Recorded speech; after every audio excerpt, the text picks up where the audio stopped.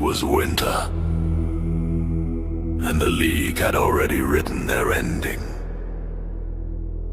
As snow fell on broken seasons, and the faithful were told to look away. But Raider Nation does not look away. The silver was still cold, the black still heavy with history. 2 games remained, not for glory, but for judgment.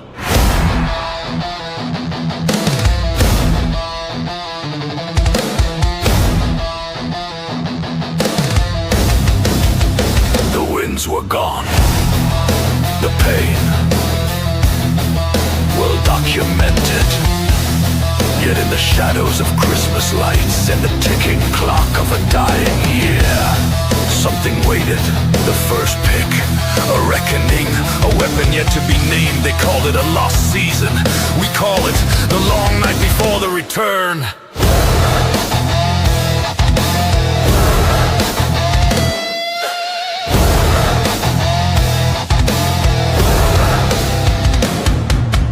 New year approaching, draft boards trembling. Silver and black does not die, it reloads.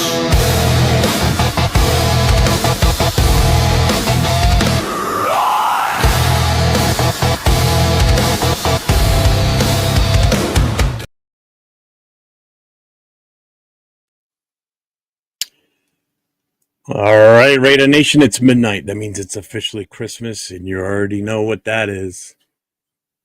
This is Midnight Raider Mass. No church bells, no silent night, just silver and black faith, bad decisions, spiked eggnog in full effect. If you're awake right now, you're exactly where you're supposed to be.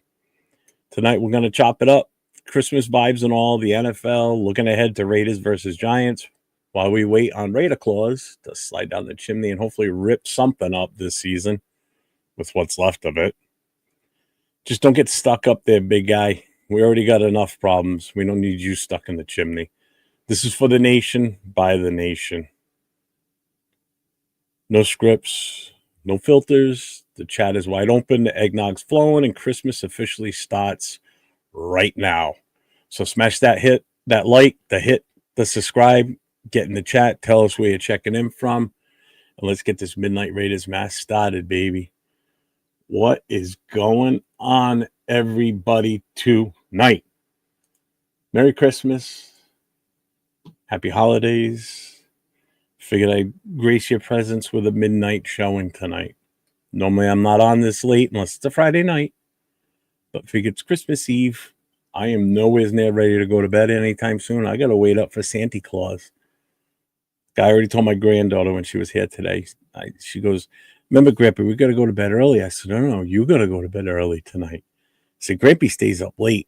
She goes, "Why?"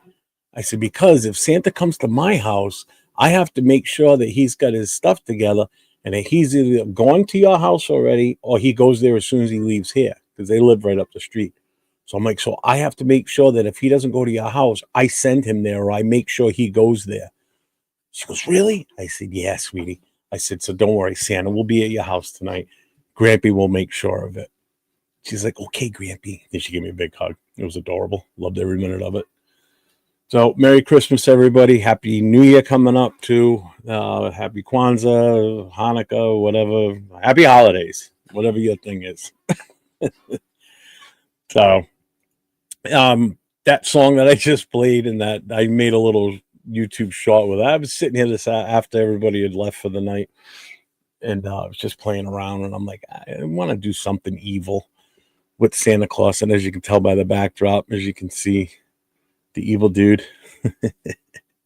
Big frigate. Let's have some fun with it. So let's check in. Let's see who we got here. We've got Raider Paul in the house. Give him that Raiders.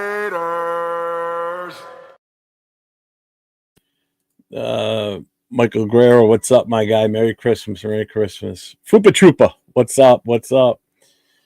Let's see. Yeah, what's up, my guy? How you doing? Naughty list is locked. Do whatever you want. That's right. It's after midnight, baby. We can say and do what we want now. Ain't nobody gonna stop us. Daniel Berry's in the house. What's up? Merry Christmas. Always a good night when I get to smoke some doobies and watch the big man. Well, I appreciate that. Randy N and the Broncos. What's up? Randy, make sure you check out my new show that's going to be starting a week from this Friday. It's going to be inclusive with other teams too.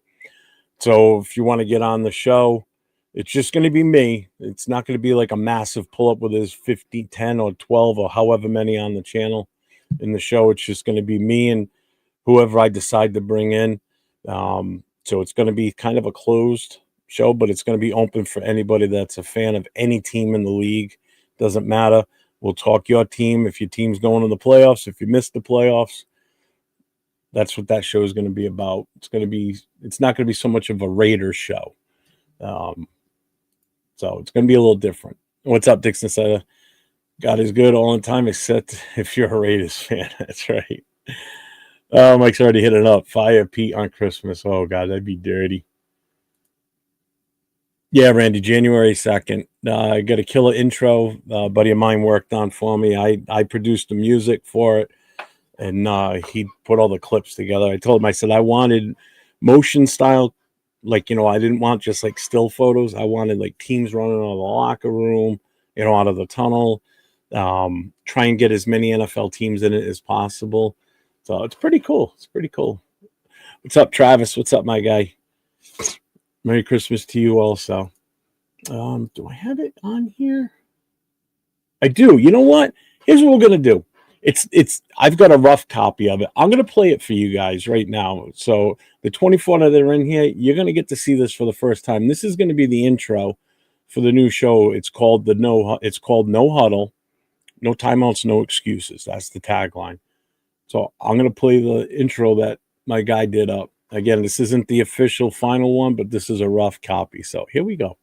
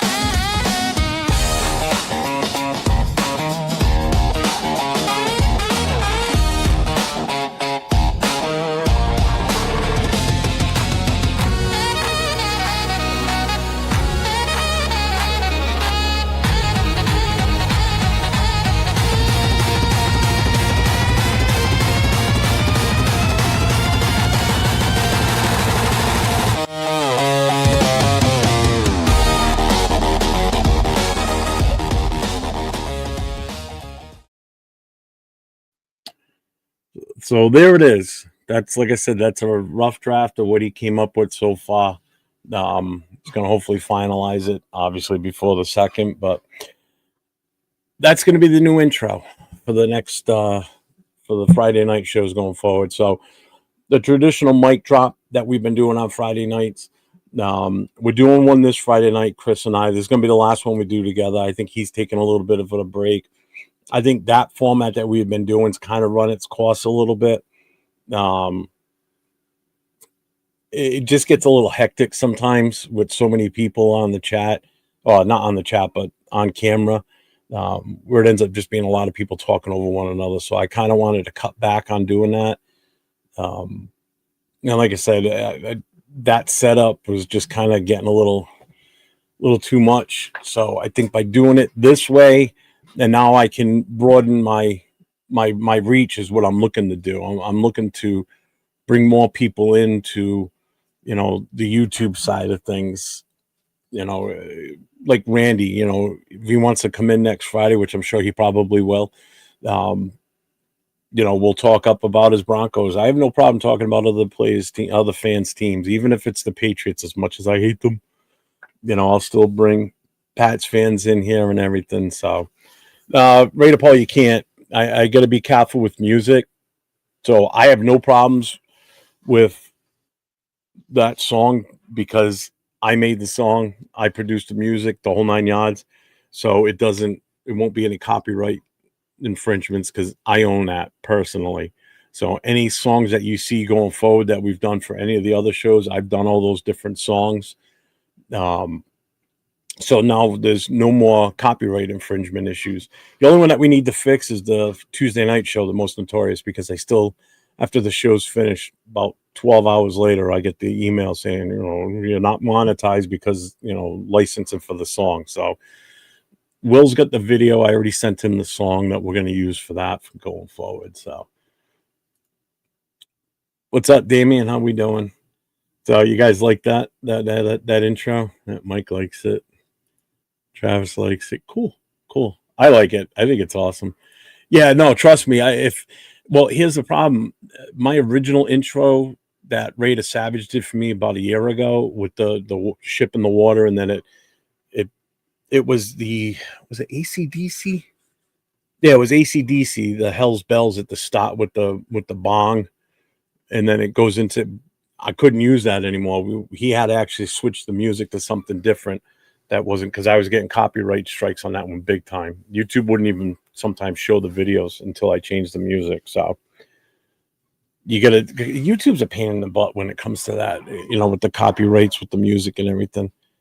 So you can never use like name brand type stuff. So I started using this program called Suno, Suno, and man, it's awesome.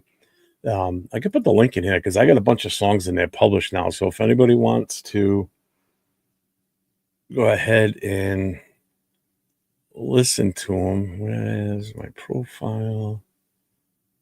And I want to get what the hell is it? There it is. I'm going to put it in the chat for you guys. So if you guys want to check it out, you can see all the other songs that I've done too.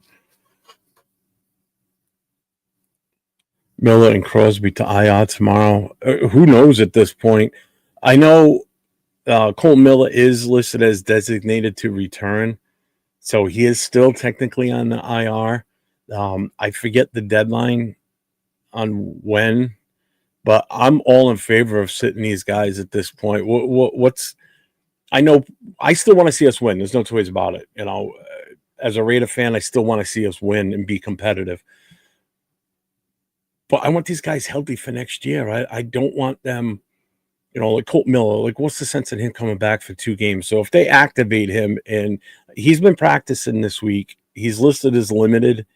So if he's able to play, why play him? That's my feeling on that. I don't agree with it. He means, I've been saying this for weeks now since he's been on the IR. I said he means more to us in 2026 than he does him playing in 2025. So I don't want him out there. And not for nothing, the fact that they put Brock Bowers on there right now for the next 2 weeks, I'm okay with that one too. It wasn't like he was going to break any records, and personally, I mean, I'm fine with it. Crosby, I wouldn't be surprised. I really wouldn't. I know he's been having nagging knee injuries all season long, because he's always been showing up on the injury report with a knee, but he still played. But if it comes down to that too, it's like, why are we going to jeopardize, our better players for no gain whatsoever? We're not going to do anything on a team level that's going to help us at that point. So it just makes sense to just sit them the rest of the season. Frank Weber's in the house. Merry Christmas, Frank Weber. How you doing, brother? Um, so I'm okay with it. I have no problem with that. As far as anybody else going on the IR, I don't know who else you would put out there. It's a miracle Genti hasn't really been injured this season, uh, especially with the way he's been taking hits behind the line of scrimmage. And even when he's out there fighting for those yards. So it'll be interesting to see if maybe they do something with him, but I don't know. I know I did the stat work on it. He needs, I think it was 82 yards. He needs to average 82 yards the next 2 games to hit that 1,000 mark. He's already over that, over the 1,000 yards and combined. I think he's at like 1,100 between receiving and rushing. So, but I mean, still like to see him hit 1,000 yards. But again, I want him healthy for whatever we're going to do next year. You know, Frank says one of the few things that we can salvage from the season is experience for our younger players. Absolutely, and I've been saying this for weeks too. When the season, once we were eliminated from the playoffs, which was freaking weeks ago anyway, it made no sense why we're not getting these younger players out there, get them the play time. This is evaluation time, is what it comes down to. Let's evaluate the players that are on this roster. Let's see what we got going forward for next year. You know, even these second and third stringers that aren't rookies but are veterans, let's see the guys that, you know, we've got decisions to make for next year. You know, do we want to keep these guys? You know, do we want to bring them back? Do we want to just, you know, if they're free agents after this season, do we want to even offer them a contract or just let them go? You know, so I know I saw an article today on, it said how the front office has a decision to make with Parham. I don't know what difficult decision they need to make with that one, but there's a few linemen I don't want to see back on this roster next year. Parham's one of them. Cap is another. Forsyth. I want those guys gone. You know, let's bring in some more rookies on the offensive line in the mid part of the draft. Let's do some damage in free agency. But again, all this weighs heavily on what we do in the coaching category. You know, with the same thing with if we go for a rookie quarterback or not. Everybody, you know, I've been asked, I don't know how many times, whether it be on a show in the chat or in person, they'll ask me, well, who would you take with the pick, your first round pick? I don't know at this point. It all depends on who's going to be the head coach, who's the offensive coordinator, what type of system are they used to running, what are we familiar with them running, before I can make that honest decision.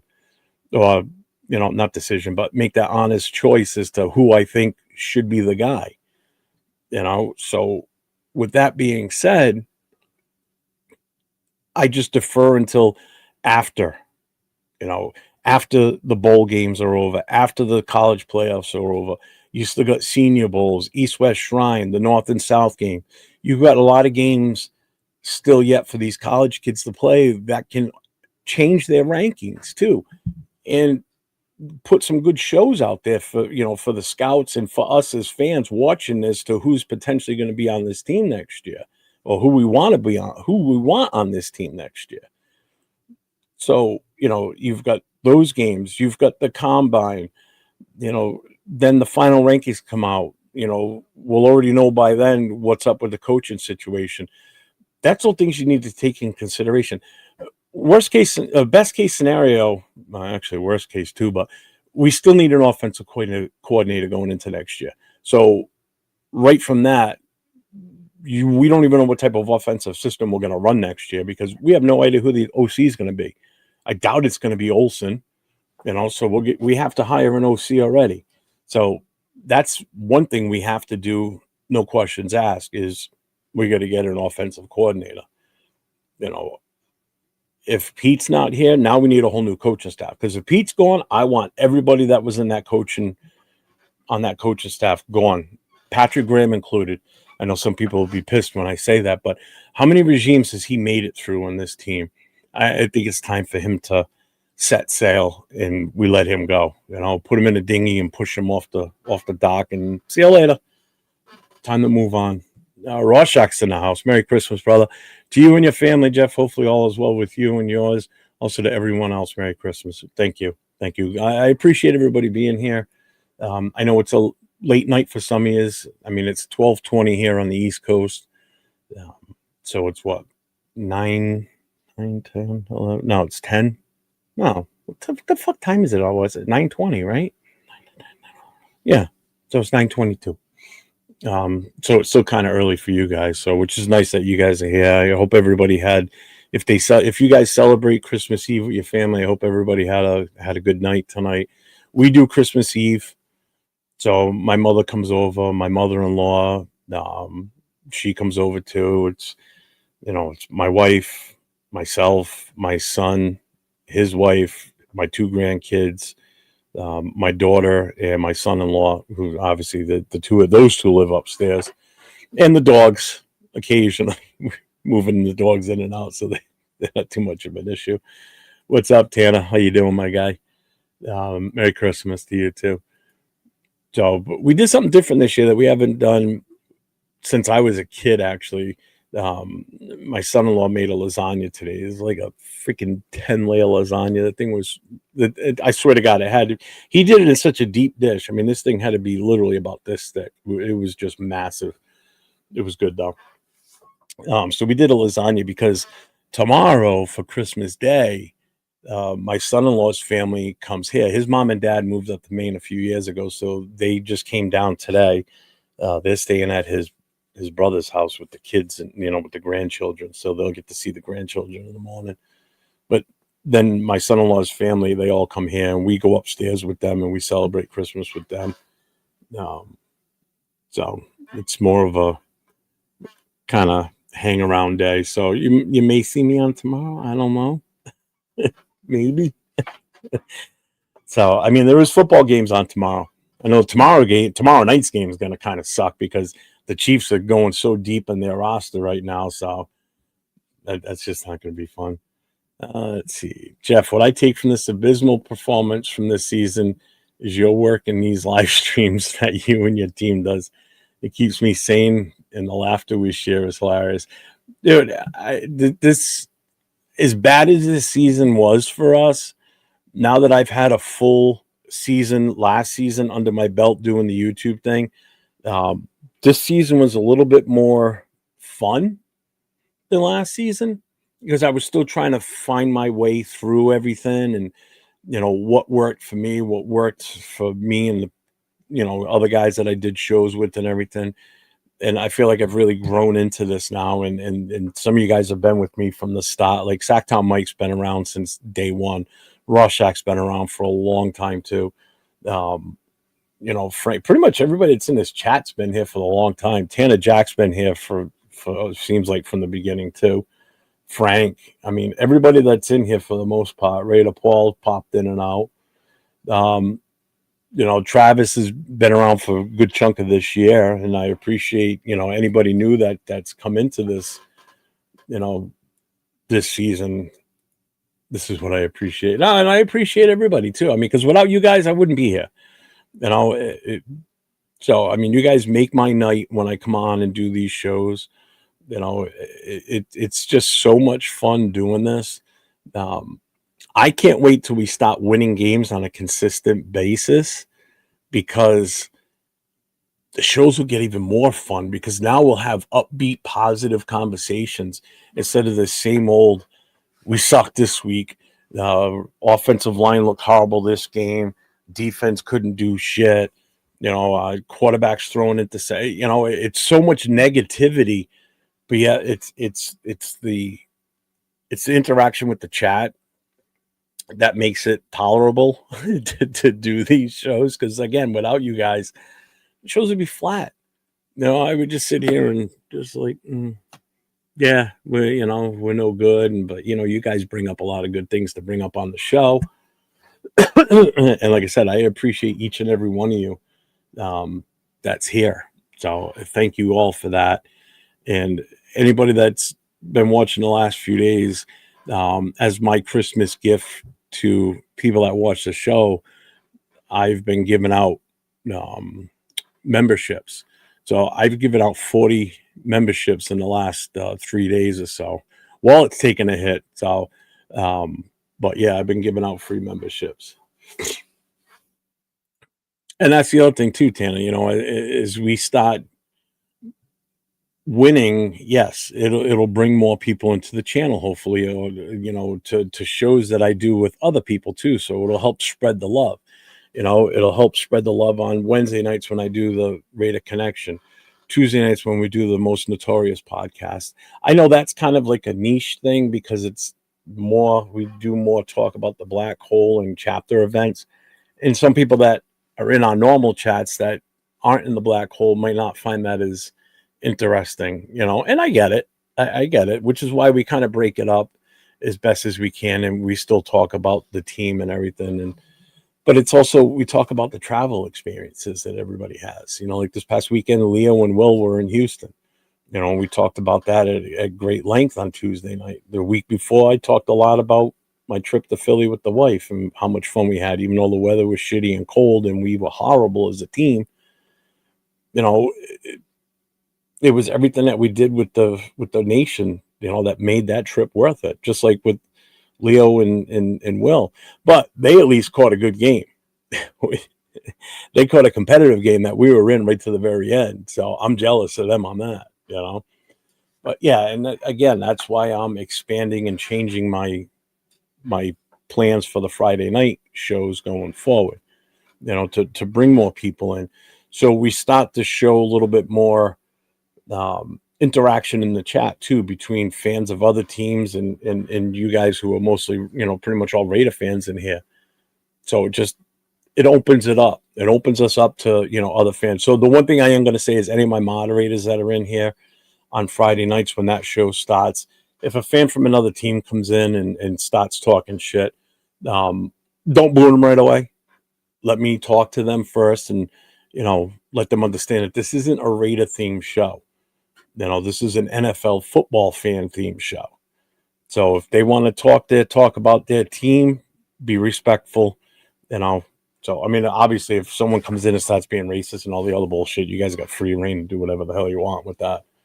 But if they're coming in saying, look, the Raiders suck and, you know, this and that, I get it. Brandon, I can't believe you're streaming tonight. Well, Santa ain't coming for me, so I already got all my stuff. I already got all my gifts and everything tonight. So I will tell you this. Some of the stuff I did get is this was from my daughter and my son-in-law. It's actually a phone charger with a little pen holder. I got, anybody's a fan of Fallout here? Anybody fan of Fallout? The series or the game? But I got this from my granddaughter. My daughter and my son-in-law took her shopping for the whole family. So they took her to go buy for her mom and dad, her little brother, my wife and I, my mother, and she saw this. And my daughter kind of had to push her towards it. So it's one of the characters from Fallout. They usually are bobbleheads, but it's supposed to be like a phone holder or a device holder. So I got that up here next to Gorilla Rilla and the Violator. What else did I get? I can't show it to you because it's too goddamn big. I did have it set up behind me earlier. And I did have the backdrop that you're seeing. I had that as like a green screen behind me because my daughter and my son-in-law actually bought me a green screen for Christmas. This thing is massive. It's on a tripod. It's got the metal rods and the clamps to hold it down. I just got to figure out how I'm going to set it up in here. I'm going to have to move some stuff around because I did have it set up before I did the show. And what was the green screen behind me showed the image that you're seeing in the background on the screen, showed it clear up until this point because the green screen was behind it. So you could still see everything that you're seeing here. So I have to figure out how to hang that curtain in a certain way so I can get it tucked underneath here. So it fits right. But yeah, the thing's huge. It's what was the size on it? I think it was like 8.5 feet by like 10 feet. And if I extend it all the way up, it's going to be about 6.5 to 7 feet tall. but the green screen is so big that I can drape it right to the floor and then pull it out, so like I can stand on it.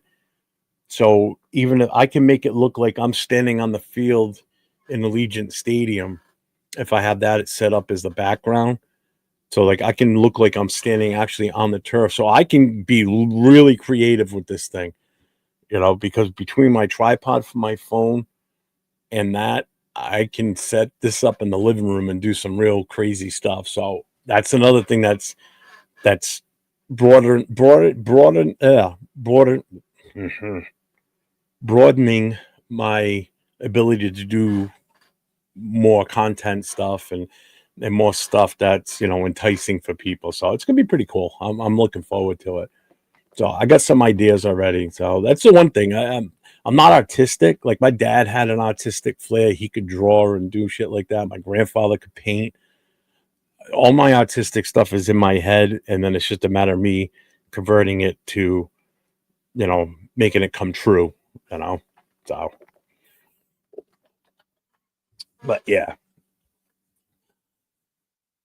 So I'm just trying to come up with different things to do for the future. I'm still I want to try and come up with something where we do a charity too. And that's why I want that Friday night show to really take off, so I can do more of a give back to the community, or to, communities within Raider Nation, to help spread the word and do some other things too, you know. There's another idiot. Yep, see you later. What's up, Mark? Merry Christmas, man. Merry Christmas to you.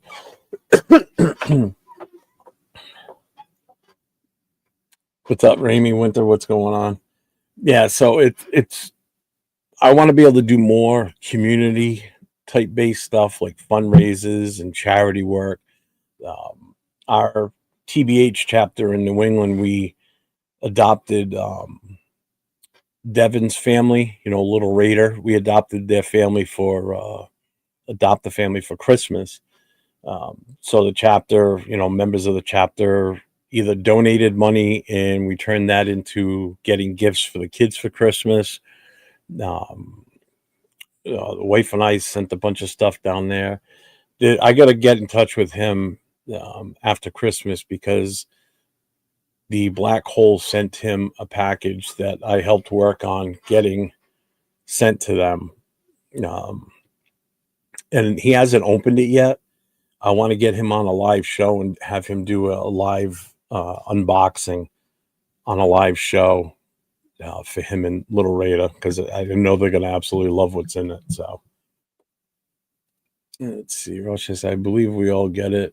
Is that you want to grow? My last long message to you was in all seriousness. No, I agree. And I'm not looking to, like, some people are into doing the whole YouTube thing to hit it big and make it. I want to get to the point where I get bigger and get a bigger following, so I can give more. I want to do more for people. I want to use this platform for a good thing. I've been working on basically a whole plan that I want to do throughout the year next year on how I'm going to do that. So it's not going to be strictly just Raiders football content. I'm going to start to encompass other things too, but my main focus is still going to be the Raiders. I'm still going to stick to the shows that I've been doing during the week. The Notorious, the Raider Connection, Nate and I on Coast to Coast. Some of the other shows are going to switch up. Like, there's no more Last Call. The Last Call is done. The Monday Morning Quarterback is done. We're not doing that anymore. For the next 2 weeks, we are switching. On Mondays, we're going to do, it's called Monday Madness. It's a night show recapping the Sunday game. It's myself, Jason Downs, and Donuts Duncan. What's up, T-Fam? What's up, my guy? Let's see. He said, glad you jumped into Raider content, man.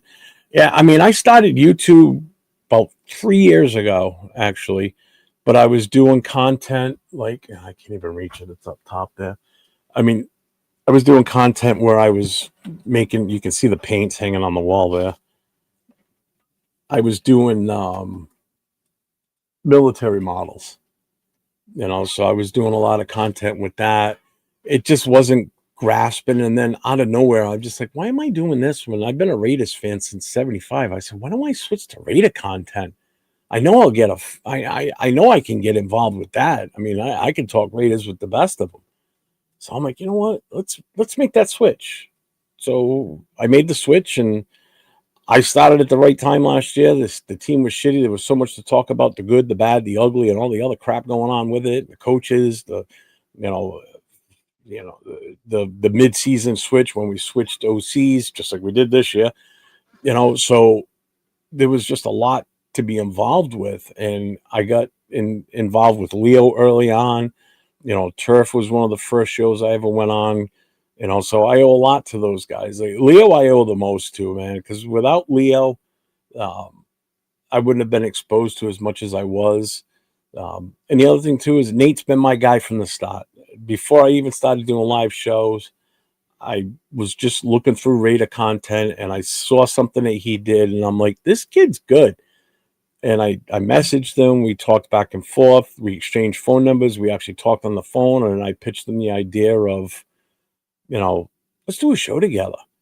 I said, what do you think about that? I said, I think it would work because we got two different thoughts of thought processes here. I bring the old school, flair to it. He brings the young gun, modern era theme, fling to it. And we named it perfect because East and West Coast, so we did the coast to coast. So it was just perfect, So Nate and I have just hit it off. And it was great actually getting to meet him for the first time in person when he came out here to New England. And we had a blast. He's a good kid, man. So you, my brother, are a great person. I figured it out when I first saw a couple of episodes with you. You have a big heart and you just want to give back because you feel you have to. That is, yeah. And it's true because that's, that is what separates you from all the others. All good things come to those that are just genuine. It's what's up, Diesel? Merry Christmas, brother. I've always been that way. I mean, I guess a lot of it probably had to do with, with me being in the fire service and trying to help and do as much as I can for people. And Christ, there was a time where this going back into the late 80s, early 90s, where I played Santa Claus for the longest time for the fire department. And we would drive around our section of the town with me dressed as Santa, sitting on top of the truck back when the cabs were open and we could do that. Now everything is all enclosed, so you can barely even see Santas in the truck. And we used to stop every house that a kid came out or a kid was at the front door. I'd get off the truck, walk over, give him a candy cane, talk to him for a little bit. So it's always been some sort of like community involvement for me. So it's just the way I am, I guess, So when you open Christmas presents this year and it's Raiders gear, attire, etc., are we as excited as we normally would be? I get you. It is, but you know what? It's Raider gear. The gear has no reflection on how the team's doing. So, I guess it's okay. Um, I just, I don't know.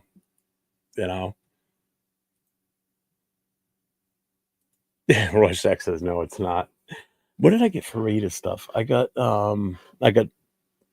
this, the charger, and I got that. What else did I get? Oh, this is funny. So I'm opening gifts, right? So my wife hands me one that's from her. I open it up, and it's a Fanatics. It's a long sleeve pullover with like a quarter zip, but it's really thin. It's like a dry fit. I'm like, oh, this is cool. I like this, right? So I put that aside with the other stuff, right? And I get a box over from my mother, and I open it up. It's the same exact pullover that my wife just gave me. Exact same thing, same size, from the same place, the whole 9 yards. I'm like, now what? So I don't know if I'm gonna probably only keep one of them, obviously, but it was funny that they both got me the same thing. They both ordered it about the same time. Had no clue that either one of them were getting it.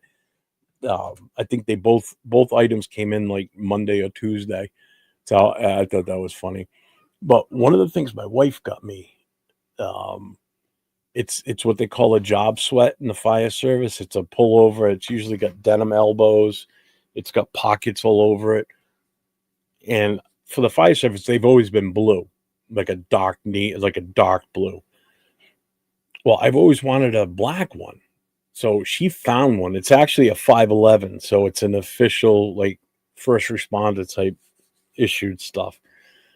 So I've always wanted a black one. She found one and she got it. And I opened that up tonight. I'm like, this is perfect. Because now I can wear that underneath my vest during the cold weather. I wish I had that 2 weeks ago. But I can wear that now because it's black. And I can wear that under my vest when during the rest of this winter. But I'm also going to put a couple of patches on it. I'm probably going to put a fire department patch on it still. But I'm definitely going to put some, like the black hole chapter patch on it and shit. So I can even wear that if I don't have my vest.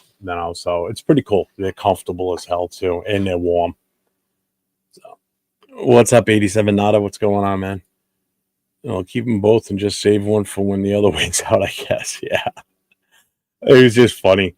And then the other thing my mother got, it was such a goofy little thing, but it's gonna go on the car. I'm gonna do it. It's a little Raiders hoodie sweatshirt that goes over the gear shifter. It's just the goofiest looking thing, but I'm like, yeah, I'll put it on the car. I'll put it on the gear shifter. I don't care. I've not bought it any Raider gear this year, and that is amazing because I usually do save my money for next season. Yeah. What have I don't know if I haven't really bought myself anything. The wife bought me this when we were in Philly. Yeah, no, I don't think I bought anything. No, I've been buying more stuff like this. My selfie stick that's a tripod. This thing, I'll tell you what, man. If you're looking for one, this thing's perfect. And I bought a separate holder for the phone because I needed it bigger because the case on my phone is so damn big. So this thing just cranks right out like a vice. It's awesome. Yeah, this thing it extends out to like 5.5 feet tall, tripod, the whole 9 yards. So this worked great in Philly, especially when we were in the tailgate. I was able to extend it all the way up and just hold it over the crowd. So it looked like it actually, when I watched the videos, it looks like it's from a drone because I'm so high up holding. I mean, I'm 6 feet, and then I extend my arm out, with this thing being 5 feet, so that thing's like, 12 plus feet up in the air over everybody. It's pretty cool. But so do we want to talk about the Raiders? Do we want to talk about the game this weekend? Do we want to talk about how good we kind of looked, even though we didn't win on this past Sunday? I will take my cues from you, gentlemen, tonight, and ladies, if there's any ladies in here. I could upload a couple. All right, yeah, definitely. Yeah, hit me up. I can get my address, and then when I get your address, I can send you some of mine too. I think one of the other things I'm going to be thinking about doing too is I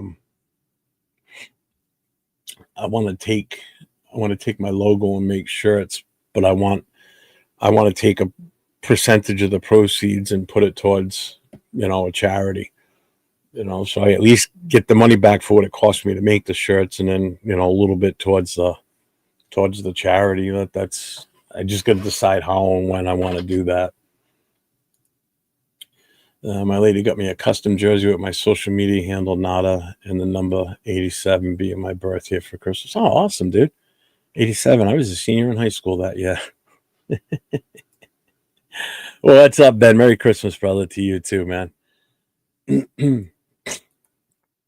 So, yeah, I just figured, like I said, I'd get on here, give you guys a little chance because I know it was a little boring tonight. There was really, I don't think is anybody even still on right now? I don't think there is there? No, there ain't nobody on now. Let's see. What's up, Tyler? Hey, what's up, Jeff? Hope you're having a great Christmas. Yeah, I had a good day. You know, like I said, the family was here. Uh, I had my grandson on laying on my chest for a good part of the afternoon, tugging on. And man, he was ripping hairs out of my mustache. He was pulling so hard, but he's he's a tank. That kid. He was born in May. He's already over 20 pounds. He's a monster. He's already getting up on his knees. He's already rocking and everything. So he'll be crawling real soon. We need to bench Gino and Max and just run the youngsters out there. Just tank, baby. We need the number 1 or 2 pick. Well, we already got the number 2. So, I mean, this is the legit toilet bowl this weekend with us and the Giants. So is my oldest brother, Fred. He's a big Raiders fan. I was, oh, that's cool. I got no brothers and sisters, man. I'm an only child. So I didn't have to share shit, which was nice. And I didn't grow up a spoiled brat. Remember? Look at that, right? I was doing my second tour in the Army in '87. Yeah, that's right. Yeah, Mark, you're a couple of years older than me. Any key Giants players not coming to Vegas? Oh, you know what? I did see that earlier too. Shit.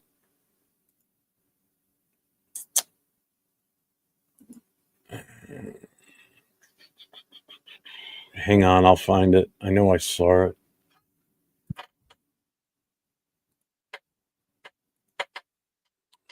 Nope, not that one. Give me one moment. Giants injury report. Let's see what they got.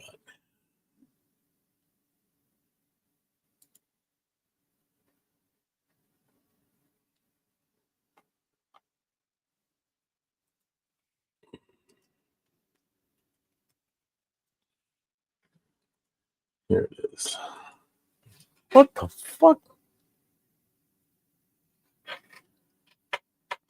Where the hell did that thing come from?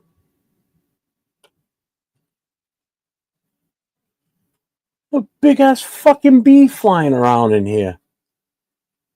Oh, that ain't no bee, motherfucker. Hang on, folks. I can't pop this fucker, so I gotta pick him up carefully. It's a fucking stink bug. Hang on, I'll be right back. I throw this shit in the toilet.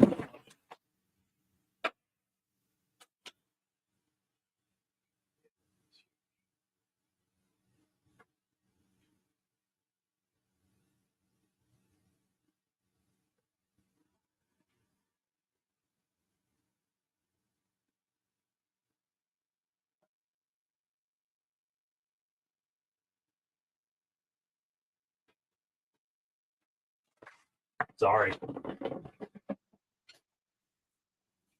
Buzz around like a goddamn bee. All right, I got the report.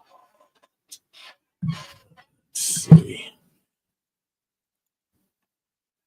Fuck, man. Last thing I need to do is pop one of those fuckers in the house. They stink. Share screen.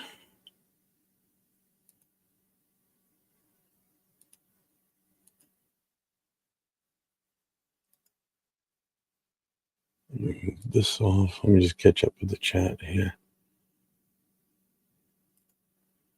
It's 9:48 p.m. here in California. Just have tomorrow off. Have to go back to work Friday. Yeah, my wife's going to work Friday too, but she works from home. What's up, Raider Ryan? Happy holidays to you too. Oh, Jeff, that is nanotechnology spying on you because you're a Raiders fan. Let me make this bigger on here.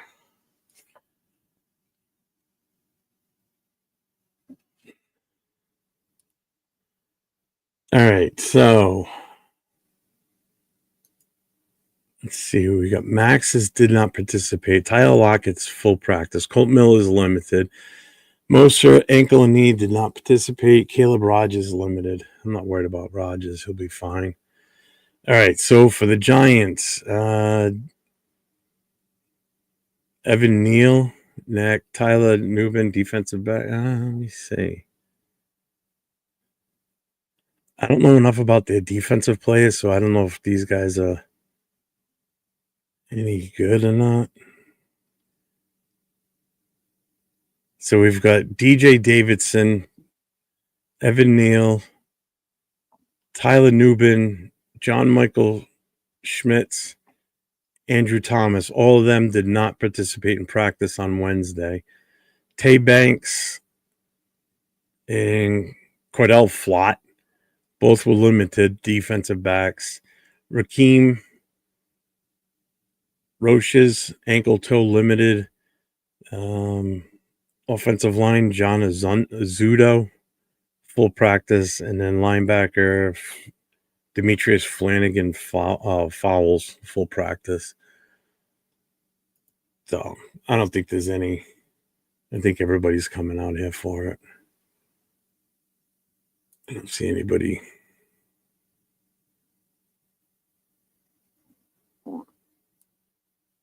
Nobody's saying anything in the chat on it either. No. Yeah, looks like we're good. Ooh, I don't want that full screen. Fucked up. That's better. I want that one. Nope. Nope. Nope. And dang it. Let's go with that. I want you to see the whole background. That's why. That was pretty badass. Let's see, Jeff, curious. When you played ball, did you ever wear number 51 in homage to 51? No. High school, my number was 67. And when I played semi-pro, I always wore number 75, and that was for Howie. Actually, I was in the middle of a game the day that he got inducted into the Hall of Fame, too. Wasn't even able to watch it. I had to record it on the VCR that day. They need to sit Colton. Someone needs to try to talk Max out of playing to start rehab for his injuries. And I absolutely agree.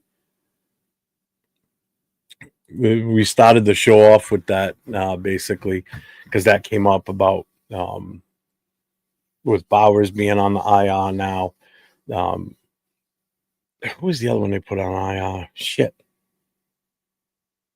We just said it. Didn't we?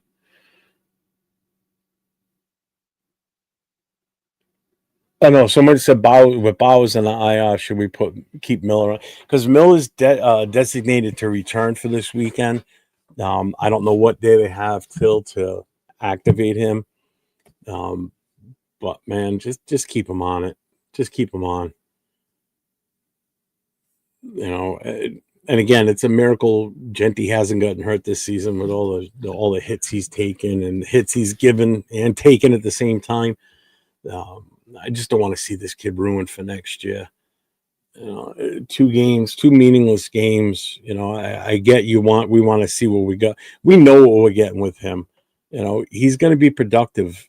You know, and again, I think this year it's not necessarily the players that are out there on the offensive line. I think it's about 80%, maybe 70% coaching as to why this line is that bad. You know, Parham I've always disliked. Kappa's trash, you know, but with better coaching, I mean, look what happened last year. I just don't get how is an offensive line, when you had a majority of the line returning from last season, regress so much. You know, I'm sure a lot of it had to do with Chip Kelly's system that they were running possibly, but I think it's the coaching. You know, you change that coaching, you know, just try it. If you were to move Brendan Carroll out of there and you put Philbin in as the offensive line coach, I think that would make all the difference in the world. You would see a different offensive line. This past weekend, I don't know what they did prior to, but the line looked pretty damn good. Not great, but obviously they were good. Look what Genty did.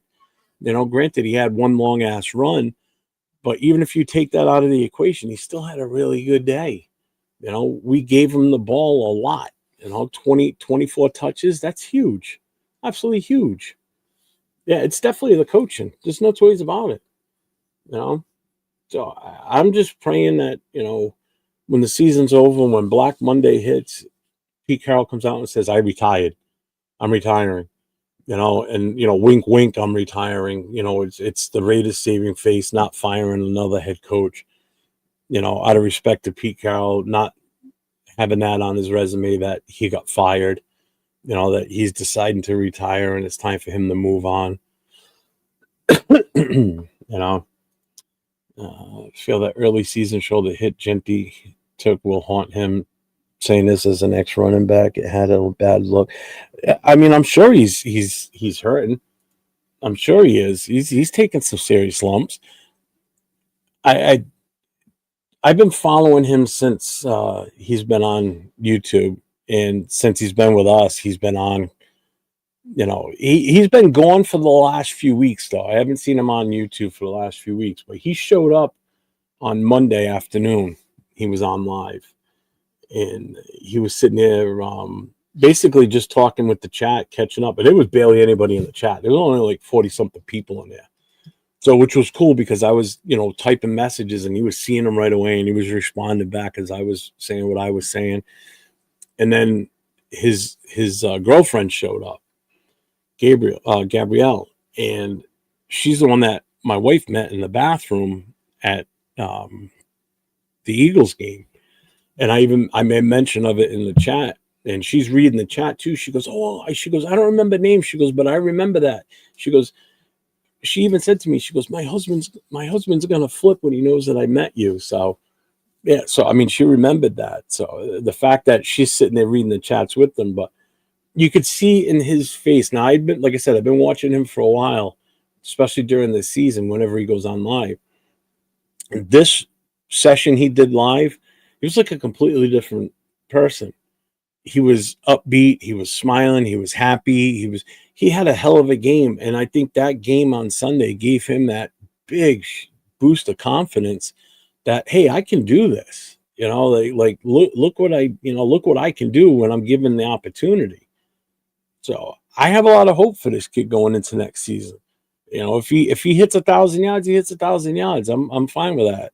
I can't blame him for what's happened this season. This wasn't all on him. It was, I think, the play calling, us not committing to the run, but it's also us being down so fast and by so much that we have to give up on the run and attempt the pass like crazy, which then increases interceptions, increases the 3 and outs, which then makes AJ Cole have to kick the ball more, so it's like, it's not all on him. And some people have really been ragging on the kid. It's not him. He's got the ability to do this. If we had just an average offensive line, he'd already have like 1,300 yards rushing, if not more. He'd be way ahead of all the other rookies.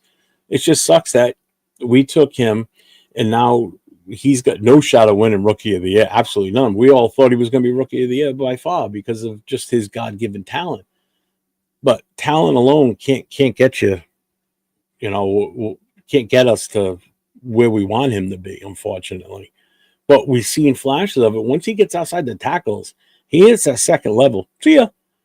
He's either going to outrun you or he's just going to make one cut and you're on your ass.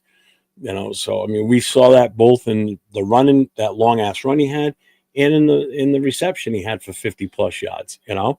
So the kid's got skills, man. Lyman lost confidence and leadership when the coaching started shuffling dudes. Oh, definitely. That hits a player sometimes more than people realize because you yourself think you're doing a good job, and also the coach goes, this isn't working, because of what their vision is, and they go and move you to a different position.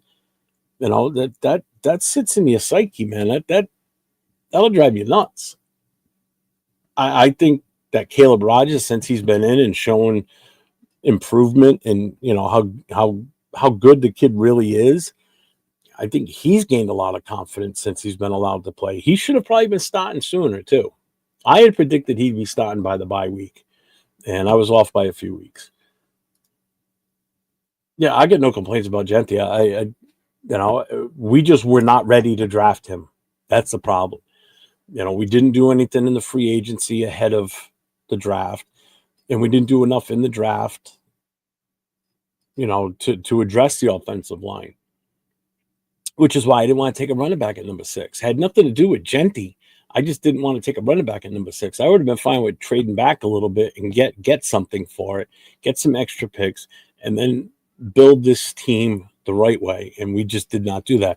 I mean, if we honestly thought that Kappa was going to be the answer for us on the offensive line, then I don't know what the hell Pete Carroll and Gino and whatever involvement Spy Tech had in that, because I know Spy Tech was, was around in Tampa when he was playing for Brady. So Brady had an effect on that. It's just didn't seem right. And then we bring in Forsyth once Colton Miller goes down. Forsyth hasn't been like a complete disaster, but he hasn't been the best either. Arm tackles are not going to stop. Oh, hell no, arm tackles aren't stopping Genty.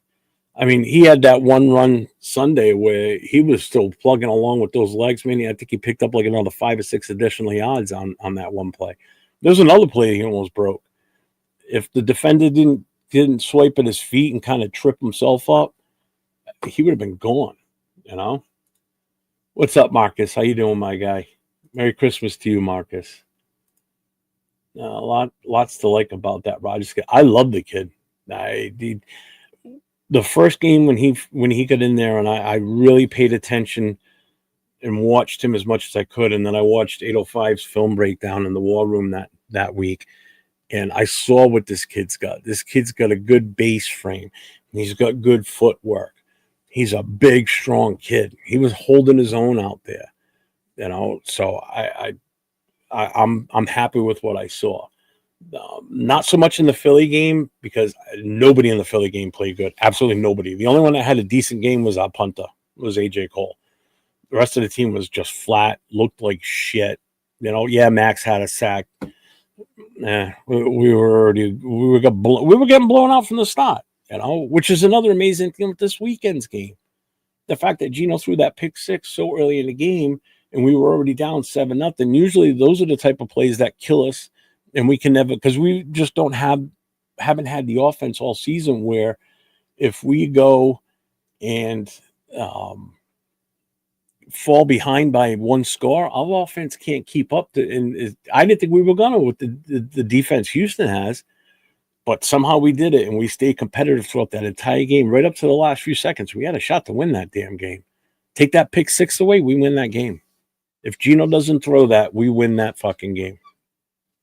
And by more, because that drive would have continued at that point if he didn't throw that pick 6. So that was a totally winnable game last Sunday. 100%. Bueno, what's up? And don't bring up the Fantasy Football League. I'm already pissed I lost the rafter this week. I've had such a great season all year. Me and Nate both got knocked out. Fuck.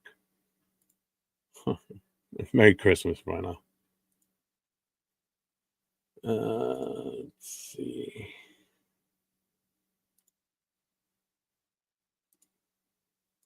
Let's see.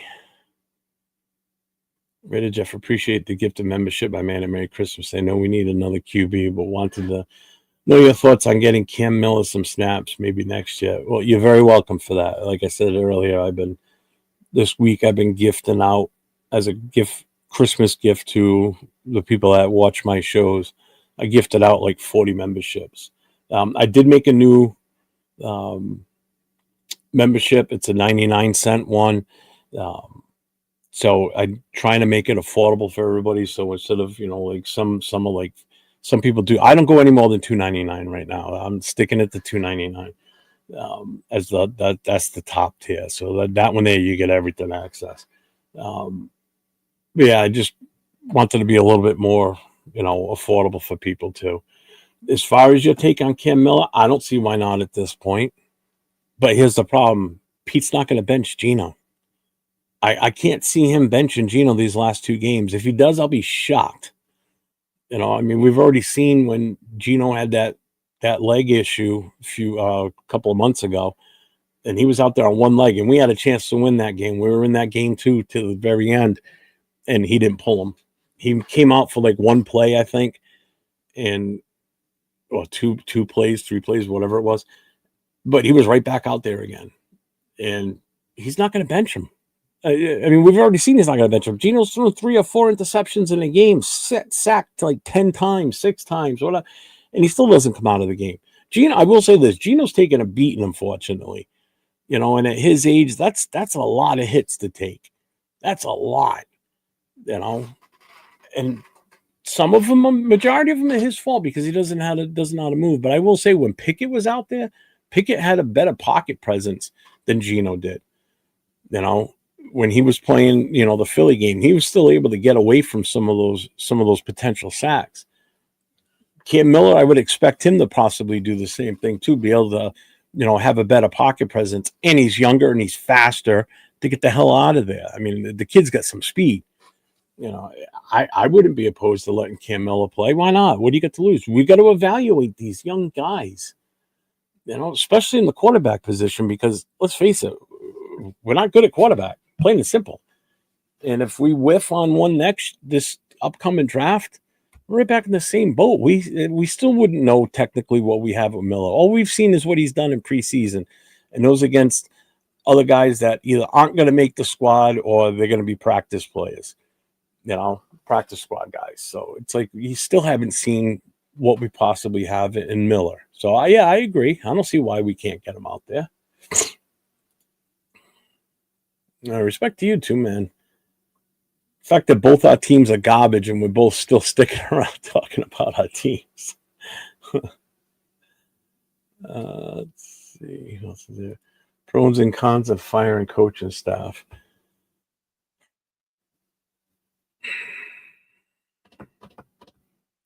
Pros, none of them will be here next year. Cons, can I even come up with one? I don't know if I can, to be honest with you. Because what good have they done? Seriously, what good has this coaching staff done at all this season? They haven't won that many games. We won 2 games. Yeah, all right, I see that, Mark. Cons rebuilding again.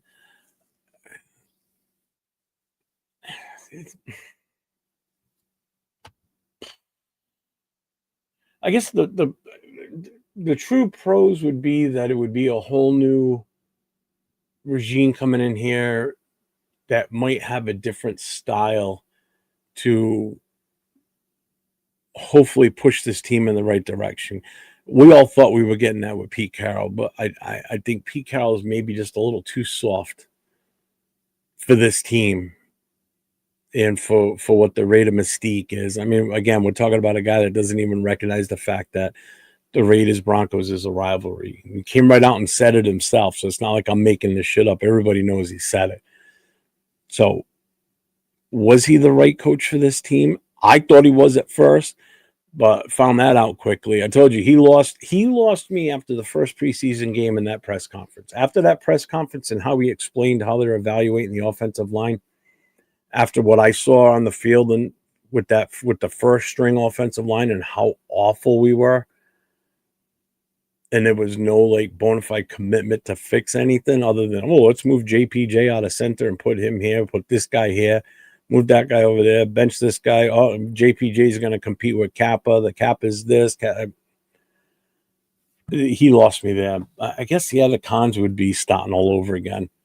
But if we're starting all over again, I want an offensive-minded young head coach, especially if we're going to draft a rookie quarterback. I want that quarterback and that coach to grow together and build something good with this organization going forward. That's what I'm hoping for. I'm hoping that if we do let Pete Carroll go or he retires, I'm hoping that's the direction we go with this. Let's see. Marcus, did you take the bow tie out for the Christmas spin? Yeah, he did. Brother. Let's see. Yeah, Conjury building. Yeah. The only pros I see is that the season is almost over. Yeah. Well, I was watching Chris and them on their show, and they asked the question is, what the hell did they say? How did they word it?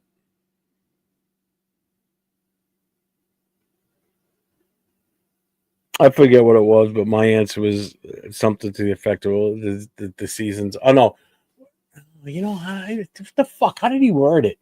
Because my answer was to just have the season. I just want the season over now at this point. I want it over with because I want to see the direction that we're going to possibly go in the future. Are we staying status quo with what we have for coaching? Are we going to make that change? And if we don't make any changes on the coaching staff, other than like I said earlier, we know we have to hire an OC. Who's that going to be? What are we going to bring in? What system is this guy going to want to run? Are the quarterbacks we have on the roster now workable? Does that change who we're looking at for the drafting of a quarterback? Because everything's based on what that OC is and what they want to run. Because Mendoza might not be the right one for whatever comes in for the OC. It might be more that's the one that's better suited for that one. So again, we're stuck in this like pickle that right now we really can't. I can't say too much as to like I want this guy. I could tell you I'd want an offensive lineman in the draft. That I would. I want either in free agency or in the draft. I want to draft an actual true center. So if we can't get Lindenbaum, because that's going to be a tough hill. That's a tough hill to climb to try and get him. And I'll explain that in a second. Or we go for a kid that, the best center that's in the draft. Just don't reach for him. Best center that's in the draft.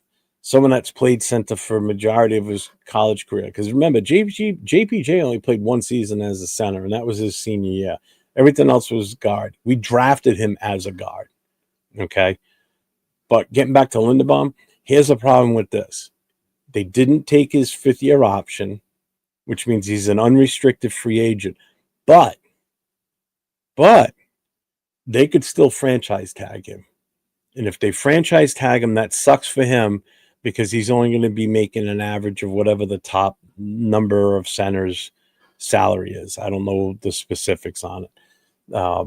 So that sucks for him in a way because then he'll never get paid what he really is worth. Unless we can somehow, actually, if they franchise him, there's nothing we can do. We can still offer him money,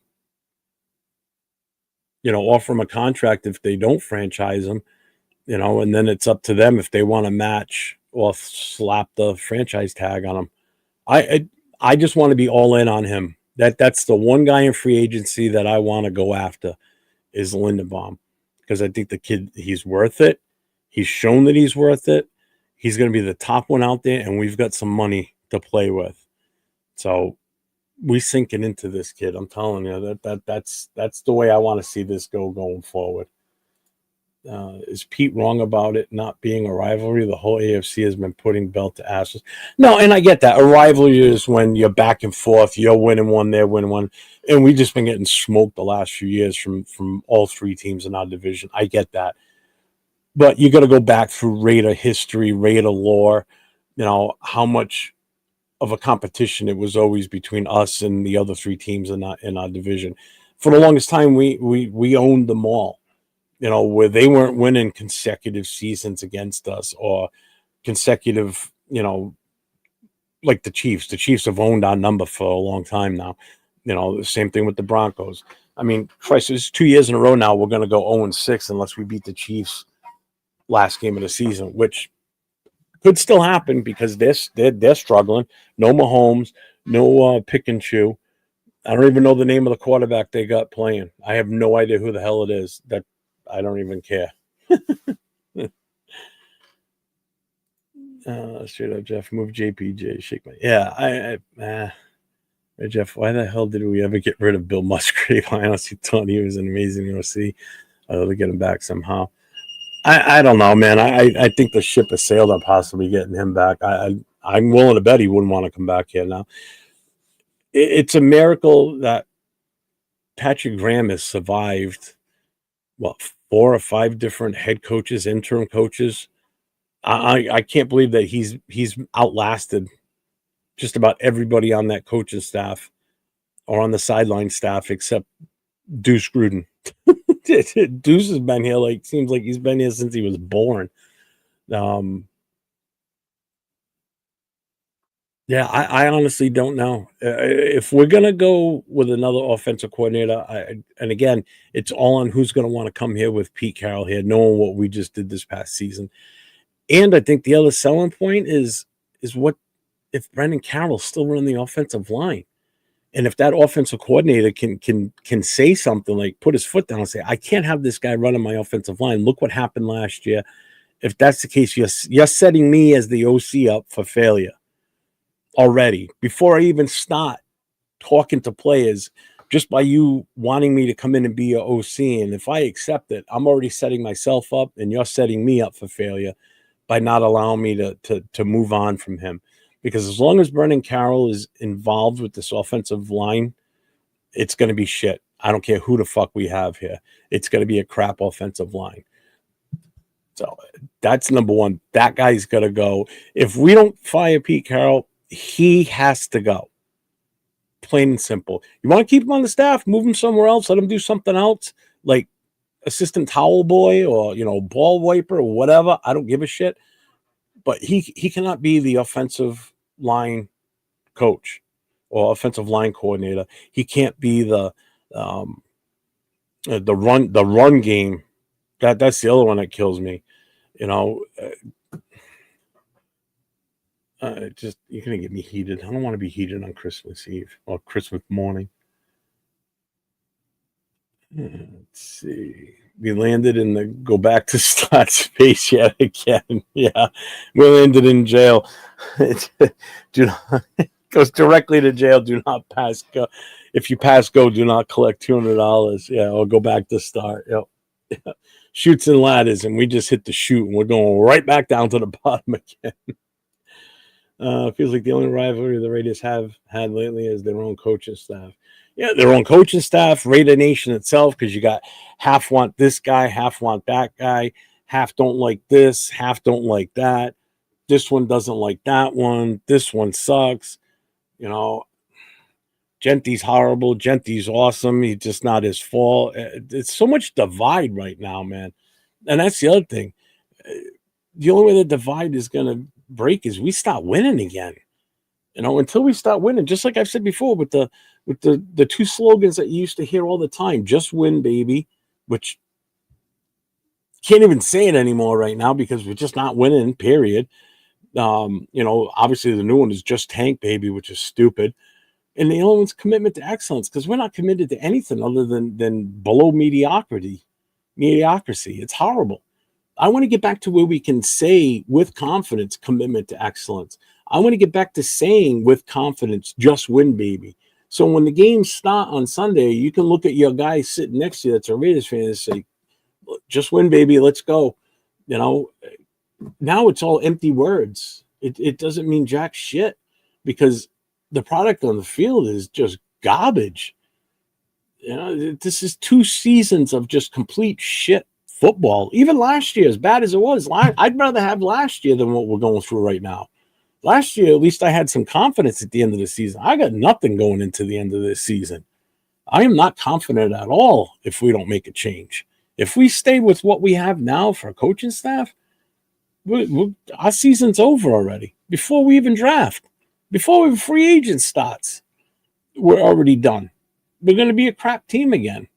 I can't see us digging out of this hole with this staff. I'm sorry. What's up, Raider Pete? What's going on, my guy?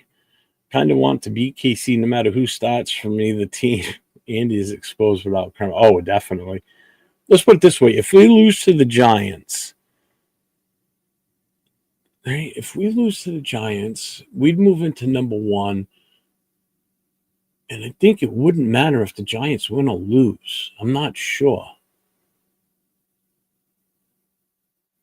There's got to be a scenario out there with who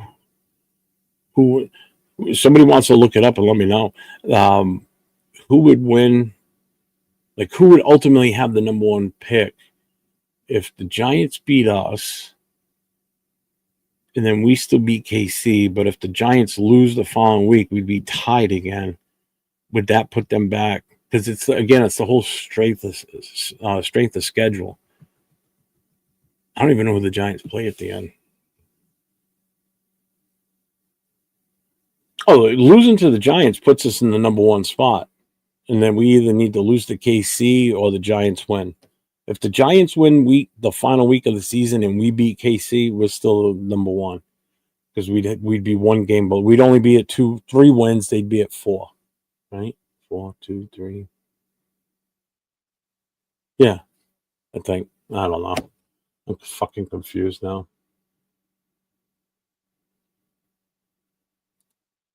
Oh, I'm way behind on the chat. Holy shit. Wow, I'm like 10 minutes over rush. I should be drunk. We need to look at the spot track contracts on O-line players. Form a plan on spending a big portion to improve in line. There's some good offensive linemen, young ones too, and some veterans I wouldn't mind bringing in just to help out with these young guys as a rotational system. Let's see. That's all I do is type to my cell phone.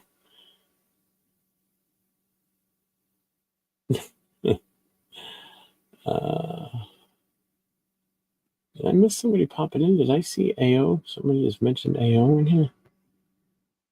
I don't see it. Initially, I was cool with Pete, but when he assigned his kid to, like I said, I was fine with Pete when he first got here. All the coaches need to go. Yep. Let's see. Brennan Carroll doesn't deserve Run Jones old either. Yeah, true. Run Jones. I haven't heard that name in a while. Let's see. He gets to be nothing. I want his ass out of here. Yeah, if Pete Carroll's gone, I don't want a single soul left on this coaching staff. Patrick Graham included. Bye-bye. See ya. Oh, yeah, pride and poise, yep. Will to win is the slogan that we need now. Trying to catch up with you guys. Are you ready, Jeff? Do you think if to get Tom Brady more involved with the team next year, we start doing better? It can't hurt, that's for sure. If he gets more involved, it definitely can't hurt anything. I mean, how much worse can we get than what we are right now? You know,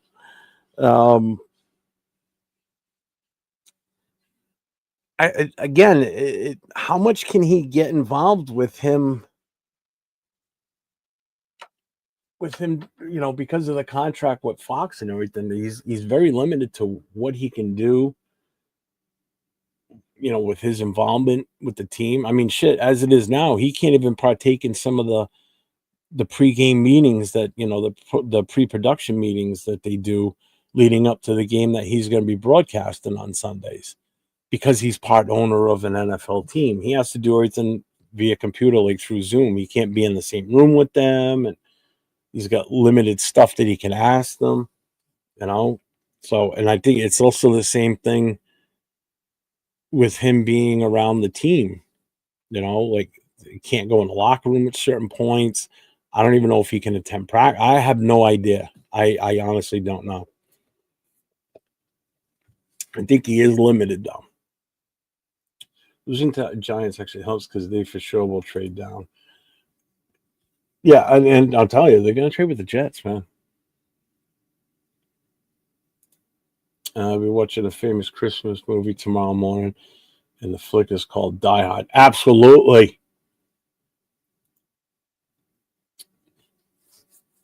Anybody in here? I know I asked earlier. Nobody really said anything. Anybody in here a fan of Fallout?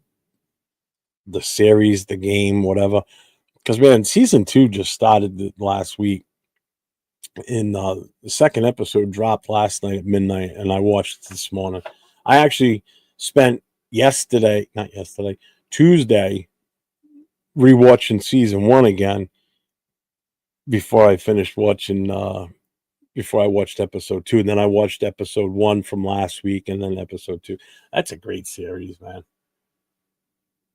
What if we tie with New York and both teams win their last game?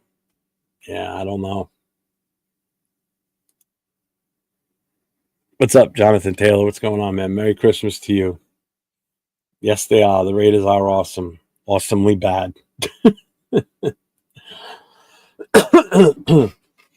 Tom Brady will get people in the door, but executing hires, not at all. Oh, so well, we thought he was going to get certain players and coaches in here last year, and that didn't pan out. Although Stafford used us, there's no two ways about it. Let's see. Fallout series is badass. I'm going to be watching as we speak, dude. It's awesome, and because my daughter watches it too, and she's played Fallout, and I have Fallout 4. She's played it too. I'm like, it's making me want to reinstall it and play it again now. I mean, I got it on my Xbox. I get to go play on the living room, but I'd rather play here on the PC because I can watch TV while I'm playing. Looks like I'm caught up with the chat.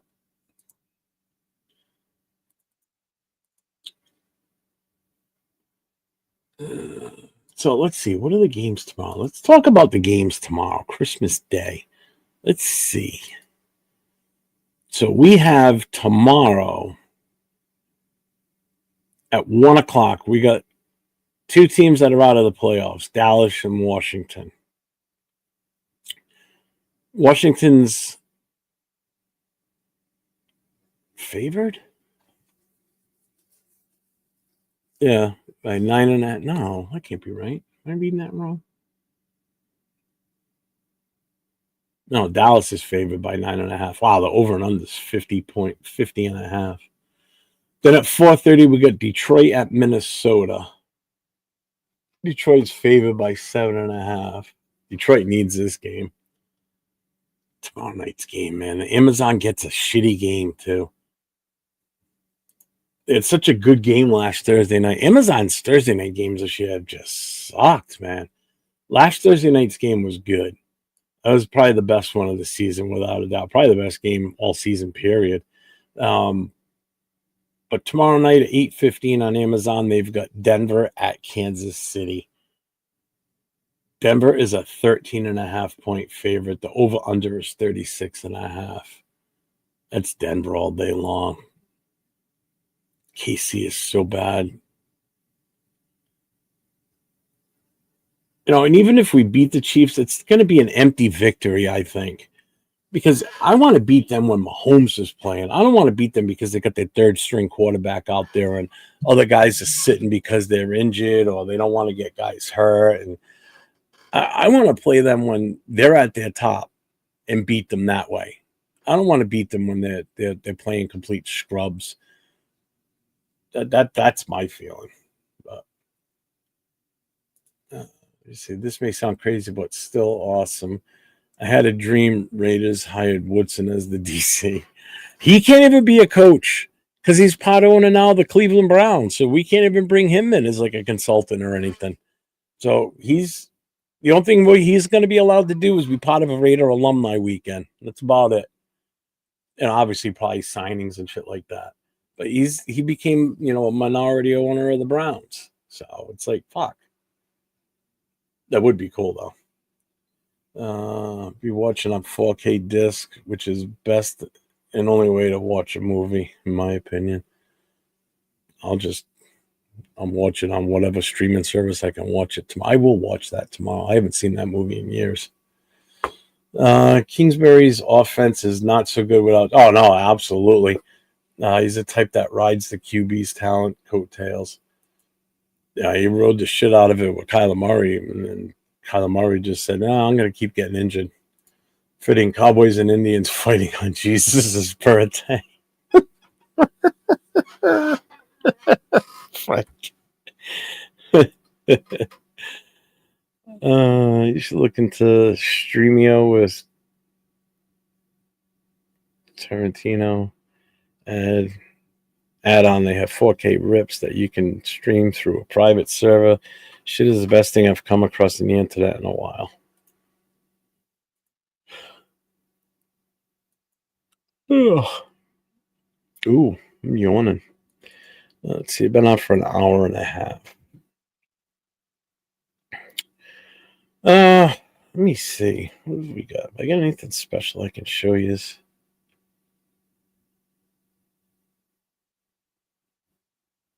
I already played the new intro. Well, not the full new intro, but like a rough copy of it. Oh, this is so big. There we go. That's better.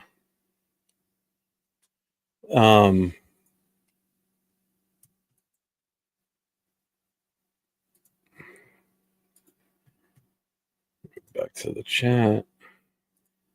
One guy that I still feel has a lot of fire when he speaks about the Raiders is Bill Romanowski.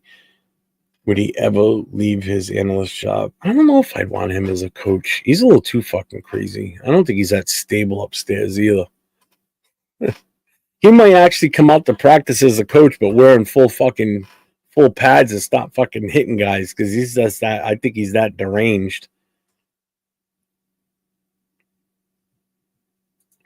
Damn, Jeff has me on. Sorry. Jeff, you are GM and draft us tomorrow. What's your plan? And we have number 1 overall pick. I don't know who my coach is. I don't know who my offensive coordinator is. I don't know what we've done in free agency. See what I did there? I refuse to answer that question. Mike Cox small. Yours is? Not mine. I'm going to grow it on the show. My nephew is in the movie A Christmas Story, so I always got to watch that one every year. Really? In the original one? Who's your nephew in that one? That's cool. You got a celebrity in the family. Cool.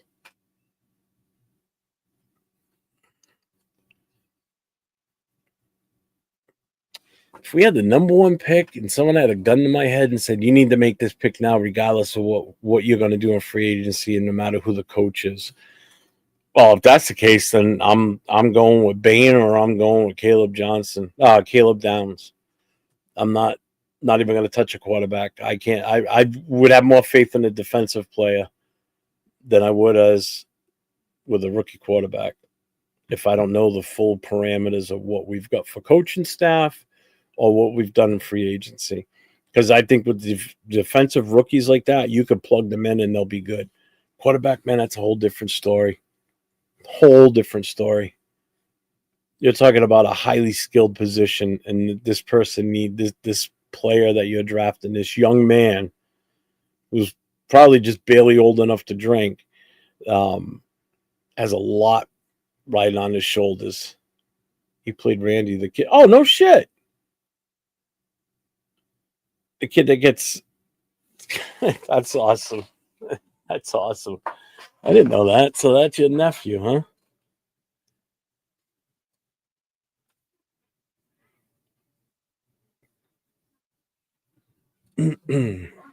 Still my favorite scenes when he's in his all buttoned up in his snowsuit and everything.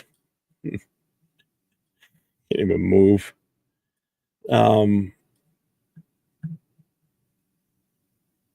Yeah,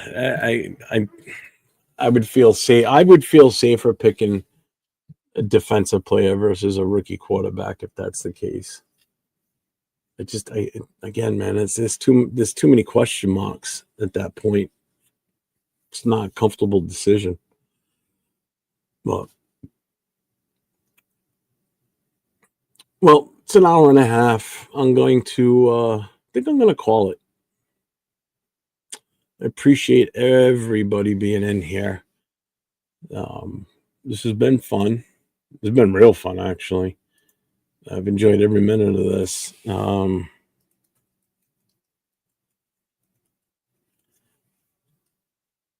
Kind of glad I did this. I haven't done just a straight up solo like this in a while, where I just get on here and just talk. I don't have to worry about anybody else being in here. I don't have to worry about giving time for someone else to talk. Blah blah blah.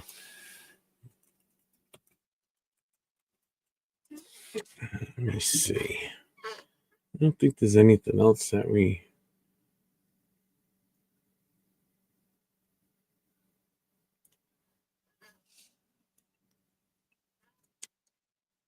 Anybody got anything you guys want to throw out there? Any questions? I may pop on tomorrow. I don't know if I want to go live for that shitty game tomorrow night, though. Ugh. It's just going to be such a dog shit game. Although, I mean, it's still going to be nice to watch the Chiefs get their ass kicked. You're welcome, Frank. I appreciate everybody in here. So let me do this here. All right. I think that's going to do it for this Midnight Raiders Mass. Christmas is here now. It's 1:37 in the morning in the East Coast.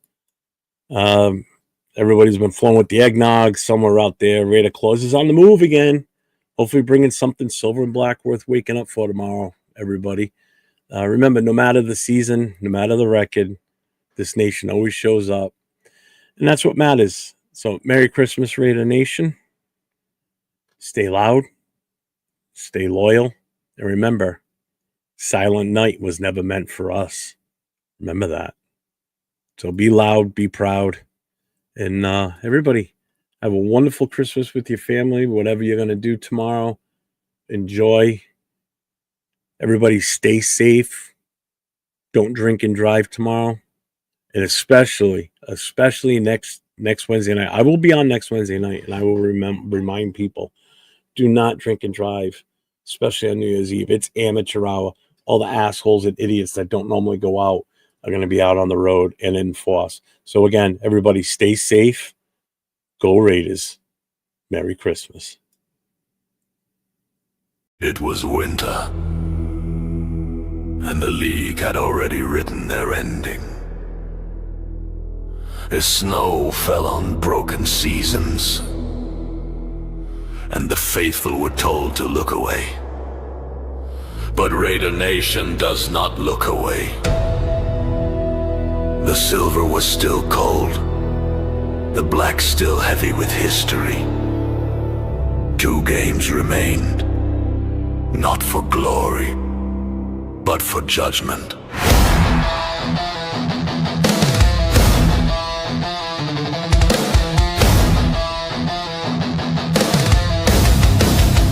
The winds were gone, the pain well documented. Yet in the shadows of Christmas lights and the ticking clock of a dying year, something waited, the first pick, a reckoning, a weapon yet to be named. They called it a lost season. We call it the long night before the return.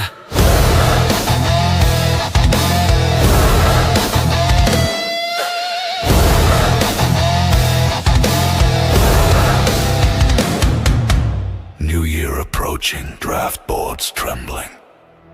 Silver and black does not die, it reloads.